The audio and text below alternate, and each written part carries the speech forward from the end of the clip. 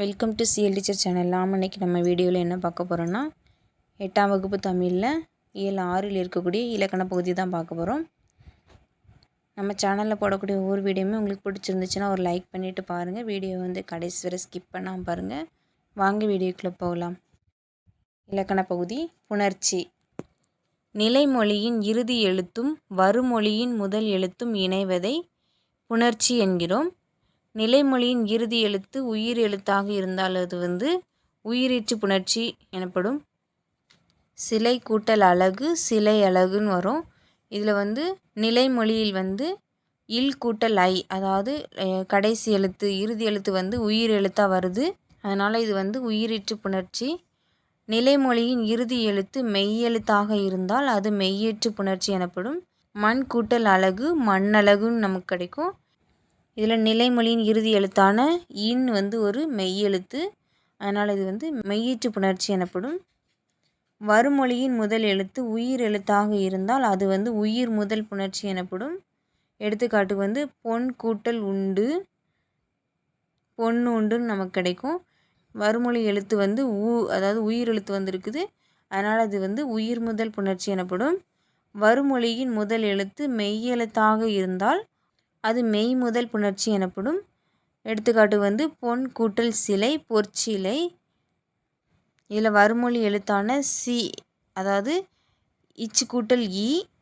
இதில் ஈச்சு ஃபஸ்ட்டு எழுத்து வருது. வருமொழியில் முதல் எழுத்து இச். இது மெய் எழுத்து தான். அதனால் இது மெய் முதல் புணர்ச்சி எனப்படும். அடுத்து இயல்பு புணர்ச்சி. நிலைமொழியும் வருமொழியும் எவ்வித மாற்றமும் இன்றி இணைவது இயல்பு புணர்ச்சி ஆகும். எடுத்துக்காட்டு தாய் கூட்டல் மொழி தாய்மொழி. உடல் கூட்டல் ஓம்பல் உடல் ஓம்பல். இதில் தாய்மொழிங்கிற வார்த்தையில் எந்த ஒரு மாற்றமுமே நிகழலை. உடல் ஓம்பல் இதில் இல் கூட்டல் ஓ இணைந்து லோ அப்படிங்கிற உயிர்மை எழுத்து தோன்றிற்று. ஆனால் புதிய எழுத்து எதுவும் தோன்றவோ வேறு எழுத்தாக தெரியவோ அல்லது மறையவோ இல்லை. அதனால் இது இயல்பு புணர்ச்சி. இரண்டு சொற்கள் இணையும் போது நிலைமொழியிலோ வருமொழியிலோ அல்லது இரண்டிலுமோ மாற்றங்கள் நிகழுமாயின் அது விகார புணர்ச்சி எனப்படும். விகார புணர்ச்சி மொத்தம் 3 வகைப்படும். எதெல்லாம்னா தோன்றல், திரிதல், கெடுதல். நிலைமொழியும் வருமொழியும் இணையும் போது புதிதாக ஒரு எழுத்து தோன்றுவதுக்கு பேர் தோன்றல் விகாரம். எடுத்துக்காட்டு தமிழ் கூட்டல் தாய் தமிழ் தாய். இதில் இத் அப்படிங்கிற எழுத்து புதிதாக தோன்றியிருக்குது. நிலைமொழியும் வருமொழியும் இணையும் போது ஒரு எழுத்து வேறு எழுத்தாக மாறுவது திரிதல் விகாரமாகும். எடுத்துக்காட்டு வில் கூட்டல் கொடி விற்கொடி. அதாவது இல் அப்படிங்கிற எழுத்து இர்ராக மாறியுள்ளது.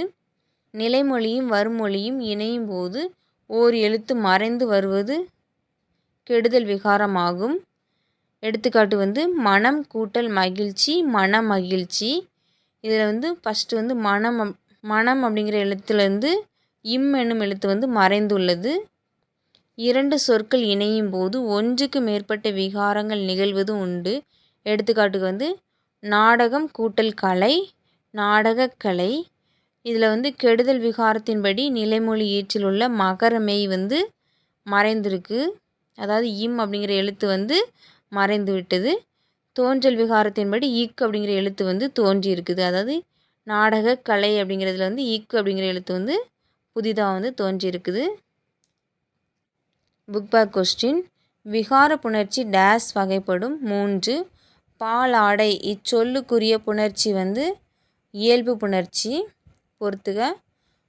மட்பாண்டம் இது திரிதல் விகாரம். இட்டு இன்னா மாறும். மரவேர் இது கெடுதல் விகாரம். மரம் கூட்டல் வேர் அப்படிங்கிறது பிரியும்.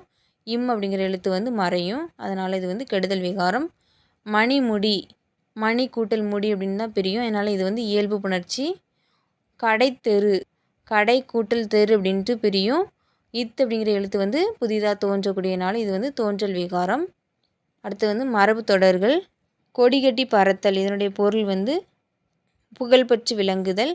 அவசர கொடுக்கை எண்ணி செயல்படாமை. ஆயிரங்காலத்து பயிர் நீண்ட காலமாக இருப்பது. கல்லில் நார் உரித்தல் இது இயலாத செயல். கம்பி நீட்டுதல் விரைந்து வெளியேறுதல்.